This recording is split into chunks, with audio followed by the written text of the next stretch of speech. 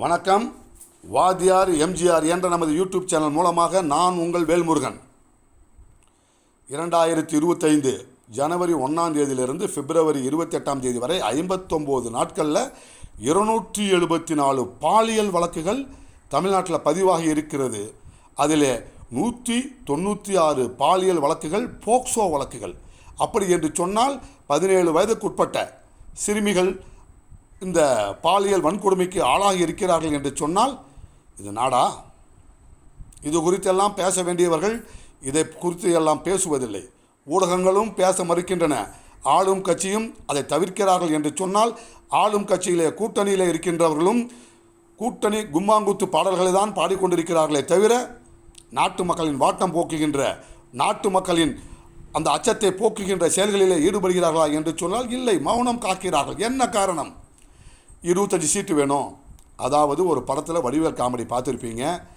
ஒரு பஸ் கண்டக்டர்கிட்ட 2000 ரூபா மிச்சம் 2 ரூபா 50 காசு சில்லறை கேட்கணும். கண்டக்டர் என்ன பண்ணுவார்? 4 ரவுடிங்கிட்ட கோத்து விட்டுருவார் வடிவேலை.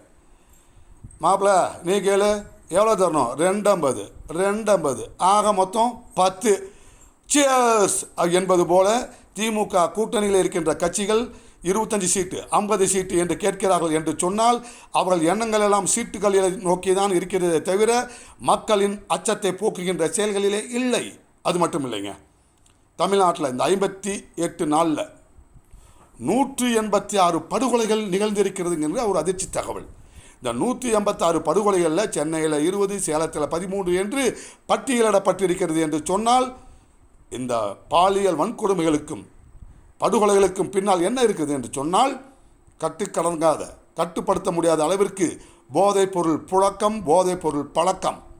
இந்த போதைப்பொருள் புழக்கத்தையும் போதைப்பொருள் பழக்கத்தையும் கட்டுப்படுத்த தவறியதால் இன்றைக்கு சிறுமிகள் முதல் மூதாட்டிகள் வரை 274 பாலியல் வன்கொடுமை வழக்குகள், அதில் 196 போக்சோ வழக்குகள், 186 படுகொலைகள் நிகழ்ந்திருக்கிறது என்பதையெல்லாம் தமிழக மக்கள் மனதிலே கொண்டு எண்ணி சீர்தூக்கி ஆராய்ந்து 2026 சட்டமன்ற தேர்தலின் போது அனைத்து இந்திய அண்ணா திராவிட முன்னேற்றக் கழகம் என்கிற மாபெரும் மக்கள் இயக்கத்தை தமிழக மக்களுக்கு பாதுகாப்பான, குறிப்பாக தாய்மார்களை பாதுகாக்கின்ற அனைத்து இந்திய அண்ணா திராவிட முன்னேற்றக் கழகம் இருபெரும் இதய தெய்வங்கள் புரட்சித் தலைவர் எம்ஜிஆர், புரட்சித் தலைவி அம்மா அவர்கள் தங்கள் இமைபோல் தங்கள் கண்போல் காத்திட்ட அந்த இயக்கத்திற்கு நீங்கள் ஆதரவு அளிக்க வேண்டும். 2026 ஆட்சி பீடத்தில் அமர்த்த வேண்டும் என்று உங்களை எல்லாம் இருகரம் கூப்பி வணங்கி வேண்டி விரும்பி கேட்டு விடைபெறுகிறேன்.